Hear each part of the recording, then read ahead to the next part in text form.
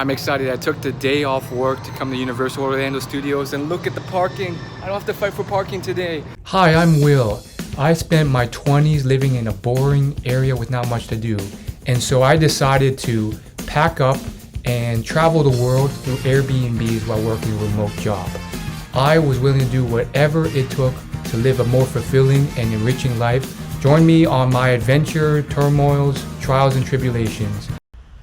Today was the first time that I could go to a Florida theme park on my own without having to go on a family trip, which meant my rules. I get to decide which theme park, I get to decide which roller coaster. There was no fights, no arguments, no bad times, no parents telling me, well, you gotta do this. So it was very exciting, especially since I haven't been here in many years, and my memories of it are bittersweet. I wanted to have just like my own experience and do it my way. I am kind of scared of roller coasters, so I chose Universal Studios because I felt like there's more rides there that were easier and weren't like actual roller coasters, and I could still enjoy myself. So it was really cool. I got to check out Transformers and various other rides, and it actually ended up being very successful because turns out most of the rides there are simulations, which meant that I could ride them without too much fear, and I had a great time. The Transformers ride, as you can see here, was really cool. I got to see the Allspark. The line was long, but later on I learned that there was a single rider line that was a lot shorter that I missed. Alright, I've hit the world of Harry Potter. This is why I came here. You see the night bus over there. Here it is, guys. This is the entrance to Diagon Alley into Harry Potter World. Harry Potter World was huge because that was one of the main reasons I wanted to go here. I'd never been. They built it after I came here previously. And since I was a big fan of the books and one of the first to read the books, it meant a lot for me to get here.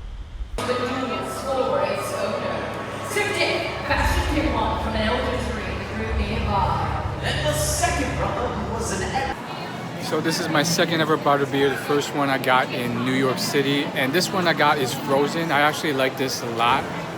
It's actually a bit better than the one. Well, I would say this is I was expecting worse, but it's better because it's frozen, and they also offer hot and regular butterbeer, whereas in New York you just get one flavor. Whoa. Wow. That dragon just spit out some fire. It's basically cream soda frozen, like a slushie with like some caramel topping on top. So it's kind of like a coffee in a way, but it's really nice. I really like it. The one ride I was scared of was Escape to Gringotts because it was an actual roller coaster. So this guy's like 2 feet away from me. I wasn't sure if I wanted to do it, but I eventually decided I would. And it didn't help that the line was short for single riders, so I didn't have too much prep time. But it was great. The first part was very scary because there was a drop, but I got through it. I did it. I'm in the wizarding world of Harry Potter. Brilliant. So I'm not going to play the Harry Potter music here, that would be too cliche, but I will say that one of my favorite gift stores was the Dark Arts gift store, which was dimly lit and had all this stuff that was somewhat overpriced. They also had various places to order butterbeer, and this was one of them.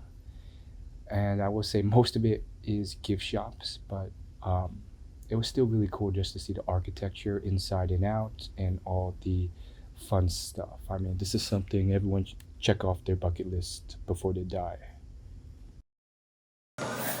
So this is cool, but it's not how I imagined it completely when I read the books, because there's I imagine things floating around, hitting me in the face. That's hard to replicate. So they got a lot of merchandise on the walls and the shelves, which is the next best thing to sell, a lot of merchandise. It's still, I think the coolest part is what you see above you. So this is my favorite thing from the books. Luck potion. Makes you really, really lucky. Huge effects in the books, but here I think it's just candy, sugared liquid. So I actually went on the Men in Black ride like 5 times in a row, which is something I always wanted to do as a kid, but I couldn't because my family was like, do it once, move on to the next one. But since you have the single rider line, you can get on because the line is a lot shorter than with groups, as you can see. So I'm just bypassing all these groups in the single rider line. Oh, I'm having a blast. I'm at the Simpsons world.